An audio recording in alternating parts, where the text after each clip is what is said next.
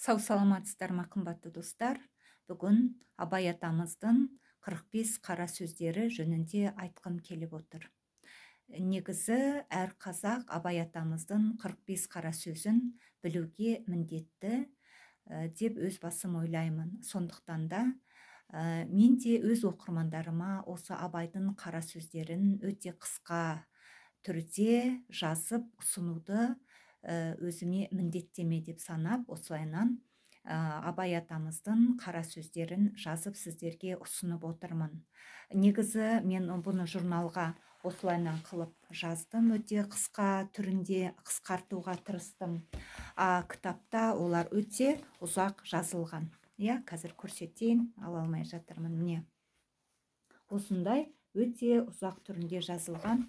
Мен сол қара сөздерін қысқарта отырып, адамның ойында қалады деп, осы қысқа, ең кішкене мағынасы жөнінде 45 сөзді жазуға тырысып жатырмын.